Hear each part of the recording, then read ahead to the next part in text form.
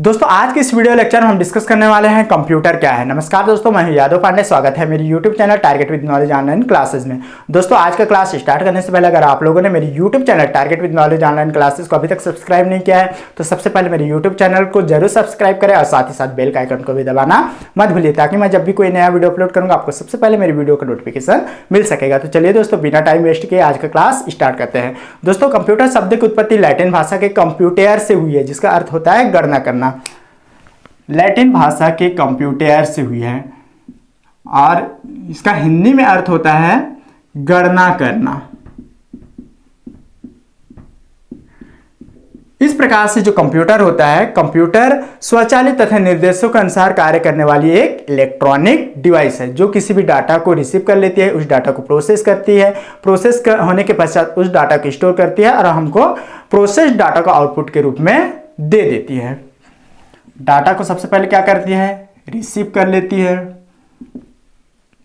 उस डाटा को प्रोसेस कर लेती है, प्रोसेस डाटा को स्टोर कर लेती है, जो भी मेमोरी है उसमें स्टोर कर लेती है और जो प्रोसेस डाटा है उसको आउटपुट डिवाइस के माध्यम से हमको डिस्प्ले करा देती है। चलिए अब हम बात करते हैं। कंप्यूटर मुख्य रूप से 8 लेटर से, अंग्रेजी के 8 लेटर से बना होता है या बना हुआ है। COMPUTER, जहां पर C का मतलब होता है कॉमनली, O का मतलब होता है ऑपरेटेड, M का मतलब होता है मशीन, P का मतलब होता है पर्टिकुलरली,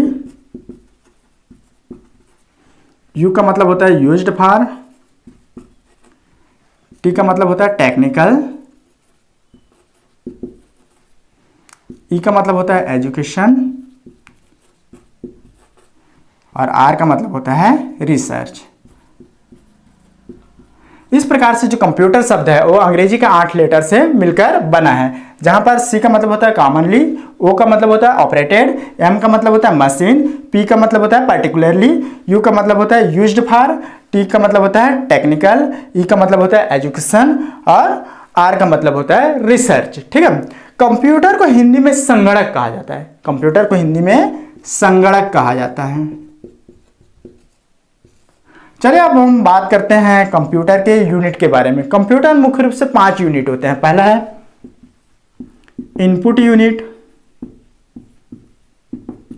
सेकंड है आउटपुट यूनिट, थर्ड है कंट्रोल यूनिट,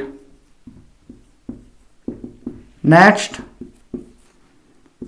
ALU जिसका पूरा नाम होता है अरिथमेटिकल लॉजिकल यूनिट, और 5वां है मेमोरी यूनिट। इस प्रकार से जो कंप्यूटर है उसमें यूनिट की संख्या या जो यूनिट होते हैं वो मुख्य रूप से 5 यूनिट होते हैं। पहला है इनपुट यूनिट, सेकंड है आउटपुट यूनिट, थर्ड है कंट्रोल यूनिट, चौथा ALU और 5वां मेमोरी यूनिट। ठीक है। इनपुट यूनिट में क्या होता है, इनपुट डिवाइस के माध्यम से हम उस कंप्यूटर को इनपुट देते हैं। इनपुट डिवाइस क्या आता है, कीबोर्ड हो गया,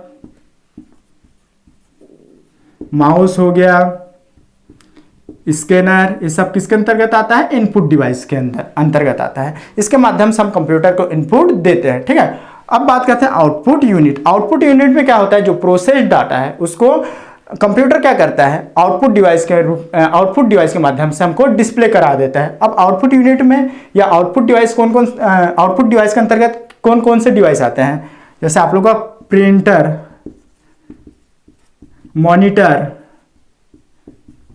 ठीक है, ये सब क्या है, एक आउटपुट डिवाइस है। इसके माध्यम से हम उस प्रोसेस डाटा को आउटपुट के रूप में प्राप्त कर लेते हैं। ठीक है।